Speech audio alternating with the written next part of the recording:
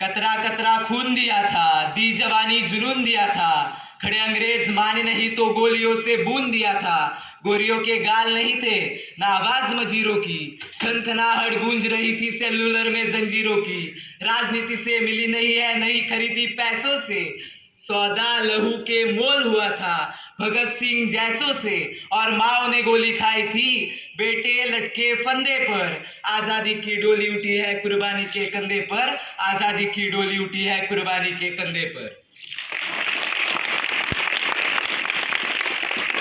मराठी माणसाचा अभिमान ज्वलंत आणि जिवंत ठेवणारे महाराष्ट्राचे आराध्य दैवत छत्रपती शिवाजी महाराज, छत्रपती संभाजी महाराज, त्याचबरोबर भारतीय राज्यघटनेचे शिल्पकार डॉक्टर बाबासाहेब आंबेडकर यांच्या चरणकमलांवर सर्वप्रथम अभिवादन करतो आणि माझ्या मनोगताला सुरुवात करतो.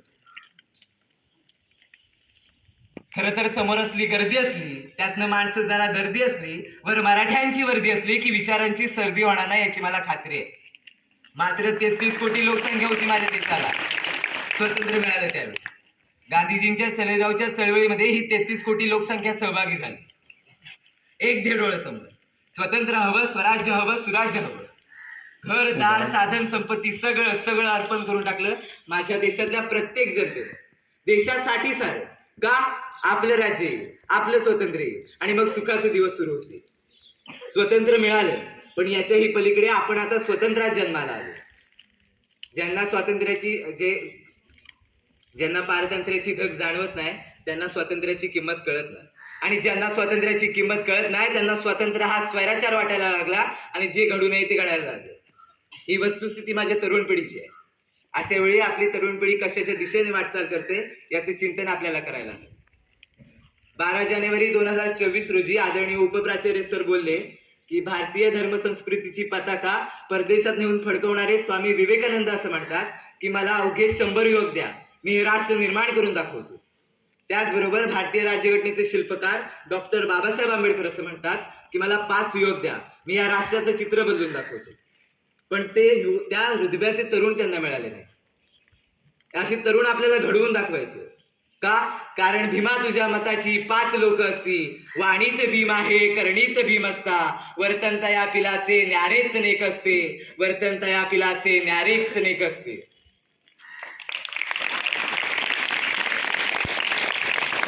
कसली पिढी निर्माण झाली आपली?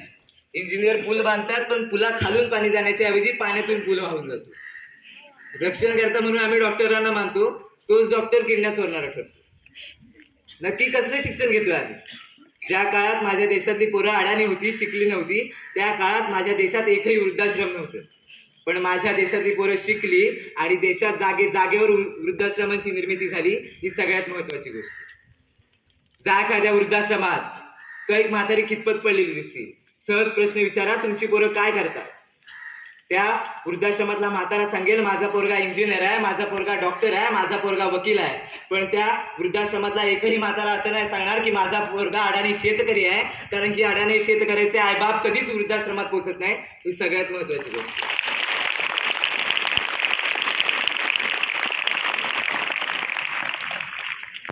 अरे जी पोरं आपले आईबाप नाही सांभाळू शकत ती समाज काय सांभाळणार, ती राष्ट्र काय सांभाळणार? पोपट तयार केले आम्ही प्रतिज्ञा म्हणणारे, भारत माझा देश आहे आणि सारे भारतीय माझे बांधव आहे. हायवेवर अपघात झालेला असतो, रक्तात नालेला तडपडत बसलेला असतो, आम्ही शेजारून जातो, त्याच्याकडे बघतो, चूचू करतो आणि पुढे निघून जातो.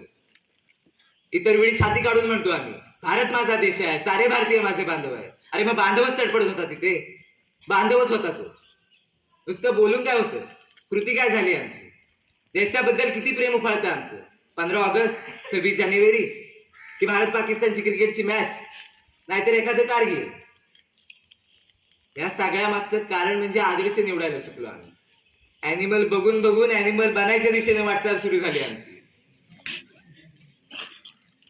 एक कवी मित्र एके ठिकाणी म्हणतो, कभी सलमान के बालों पे मर गए, कभी कैटरीना के गालों पे मर गए, कभी चुंबन, कभी चेहरे, कभी चालों पे मर गए. ऊपर बैठकर भगत सिंह भी कहते होंगे यार, सुखदेव गुरु, राजगुरु, हम भी किन सालों के लिए मर गए, हम भी किन सालों के लिए मर गए.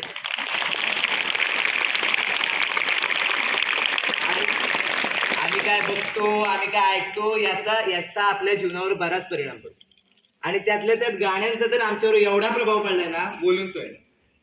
मध्यंतरी एक गाणं आलं पहा, तू धरती पे चाहे जहां भी रहेगी तेरी खुशबू से पहचान.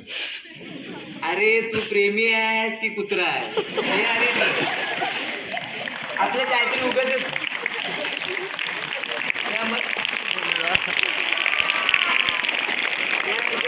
आता आता नुकतंच अजून एक सोनू निगमचं गाणं आलं, तेरी शर्ट जा मैं बटन बन जाऊ. दिलं धोब्याकडं, दिलं घाटावर, आणि हे आपटलं. बटन आली, हा एकीकडे तो दुसरीकडे. ही वस्तुस्थिती आहे.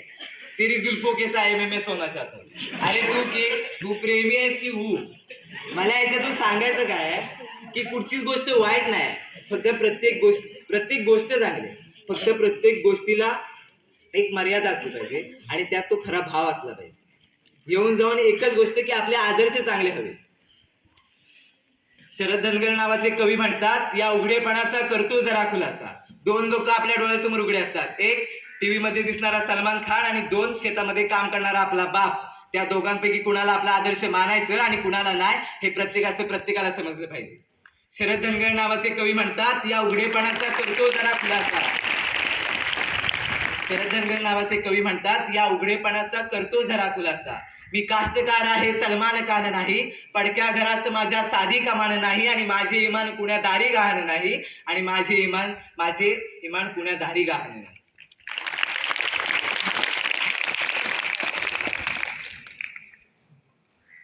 ही आपली वस्तुस्थिती आहे. आपले आदर्श कोण हवे? हे हवे ना. आपल्याला स्वातंत्र्य मिळालं ते कोणामुळे? आपल्या क्रांतीवीरांमुळे ना. मग त्यातलं